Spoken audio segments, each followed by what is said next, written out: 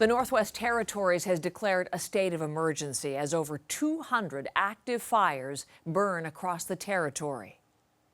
Some people, are in shock, horror, numbness, disbelief. Others in anxiety, uncertainty, living on the edge. Mother Nature's mad at us. Mother Nature's really mad at us. There are 5 communities with evacuation orders in the territory, while several other cities, including parts of Yellowknife, are on evacuation alert as the fires rage ever closer to their communities. The Premier of the Northwest Territories, Caroline Cochrane, is with us now. Premier Cochrane, thank you for giving us time at the moment your territory is going through such a crisis situation. Welcome to Power and Politics. Thank you for inviting me. We're hearing that the danger is getting closer and closer to the capital. What is the situation as we speak in Yellowknife? Well, right now, the fire is about 16 kilometers outside of our capital city. We were hoping for good weather today, but it's quite smoky out. It was a little bit clearer this morning. It's smoky out, which means when the smoke fills our skies, that means we're not getting the water bombers out. So, so that's probably where we are today. And as far as other communities, Enterprise has been a focus. What are the other areas and communities which you're particularly concerned about today? Well, of course, we're still working with Hay River, Fort Smith, Enterprise, Jean Marie River, Kakiza, AFN, Kaladeche First Nation. Those are the ones that we've evacuated. We're still working on supports for them, being out of our jurisdiction, trying to still fight those fires. We've got other communities that we're focusing on as well, Yellowknife being one of them, Detta, outside Lutz Cay, many communities in Nuvik, up in our northern Beaufort Delta. Those ones are lower risk, but they're still close to the community. And so we're focusing, because we've got well over 200 fires, we're really focusing on preserving our communities as best as possible. I mean, that is a long list of communities and people at risk. Can you just describe the scale of the effort underway to get them evacuated to safety, Premier? Well, this fire season we have some of the firefighters that have been working on the lines for their whole lives, and they've never seen fires like this. The Kakiza fire, for example, was 75 kilometers away from Enterprise, and we never projected it, but within a day, the fire grew and took out the whole community of Enterprise. 75 kilometers, it moved in one day. So, we're keeping people calm, doing our best to fight, but we're not naive to the high risk that we're facing right now. And how are you getting the people to safety? Because, as I understand it, you've asked people not to travel by highway. So how are you evacuating them to what is safe territory? Well, and that's what we've been complaining for years about. I've been on many media, and I've met with many ministers and talked about the lack of infrastructure, the lack of road systems, the lack of communications.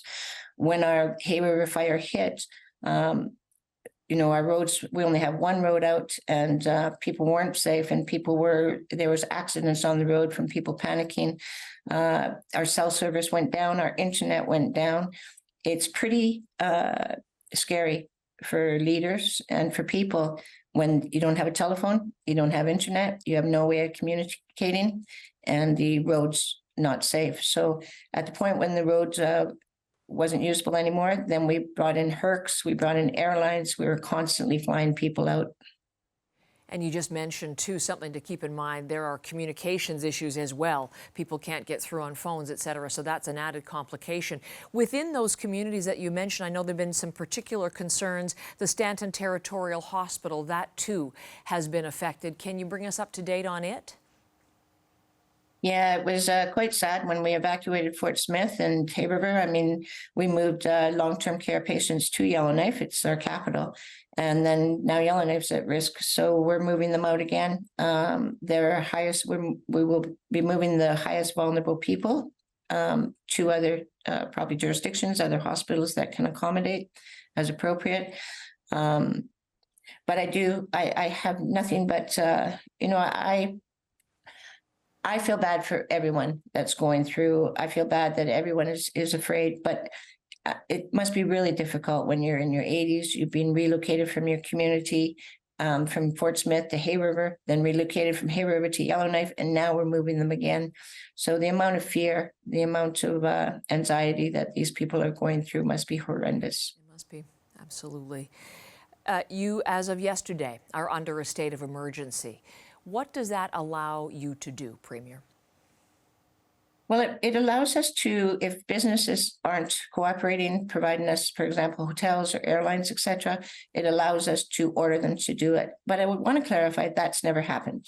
I was going to just say, are there any that are in fact refusing those kinds of requests? There are not, you're saying? No. But the one thing it does give me that I'm glad for is every community we've evacuated in all of our fires, 8 fires total for communities that we've evacuated, we always have a group of civilians that decide to stay back to help their neighbors, to save their house, etc. Every time that happens, and every fire it's happened, it comes to a point where we need to get them out. And so we put, when people decide to stay, when an evacuation is called, they put our first responders at risk, because then we can't fight the fire. We have to focus on getting them out of the community. And so I've been really stressing to people, when we call an evacuation order, please leave your community. I can't stress that enough. You mentioned the number, some 200 firefighters burning actively, and we've been reporting this week on the response and the assistance you're getting in fighting those fires. The Canadian Armed Forces, I believe it was 125 additional personnel into the territory to help. At present, given the magnitude of what's going on, do you have enough assistance? Well, we work with the other jurisdictions as well. The armed forces that come up, they're considered a level 3 firefighter, which means that they can't fight direct fires. They can do mop-ups, they can do hotspots, but they can't be the front line, which means that we're using our resources and the resources from other jurisdictions that have the class 1 firefighting. They are the ones that will be fighting the fires directly. So we're using the armed forces for doing fuel breaks, etc., helping with evacuations, but at this point, they're not direct firefighting. But other jurisdictions are helping. We've got jurisdictions from the Maritimes, from Alaska, from the Yukon, from Alberta. I know I'm going to forget a few. The farthest place, we've got South Africans here helping fight the fires as level 1 firefighters. And yet the projection from your minister has been this is going to continue for weeks, perhaps ongoing into September. How will you be able to sustain that fight? It's tough. We are hoping that, I mean, the reality is that we're not the only jurisdiction. Across Canada, we're seeing fires. Jurisdictions have been giving us relief staff as much as they can. Premiers have been reaching out to me, even to just before I haven't even finished answering the call from the last premier. So everybody is stretched, but everybody, there is a protocol across Canada that when they can provide relief staff, they do fly them up. So we've been using those resources as much as possible. I have a call with the Prime Minister today. I will be letting him know that we may need more help just to have them on alert. What is your message, Premier Cochrane, to people who are watching our conversation and watching what's unfolding there in your territory? I guess being that you're in the South, it would be a different message to our residents. But for the people in the South, climate change is real. Climate change is happening. We've been seeing it in the North for many, many years with our permafrost melting, our sea is melting, Arctic sovereignty, people are worried. We've had forest fires, floods, heat waves that are breaking records, even hotter than Ottawa. We need to pay attention. We need to make sure that we are doing our part to fight climate change. And we need to make sure that the North has the resources. I'm so tired of saying it, that when an evacuation happens next year, that I don't have to worry that a community has no road out, that I might have to put people at risk, that communications will go down and I won't be able to call people. That is not acceptable. We've been saying it well before my time, decades and decades, that we need the same infrastructure, the same as everybody else. It's more than time. It might be too late. We need the federal government to step up and make sure that our communities have road systems, that we have the telecommunications, so that we can not only equal what everybody in the South lives with, that we can actually protect our people as climate change impacts us more and more.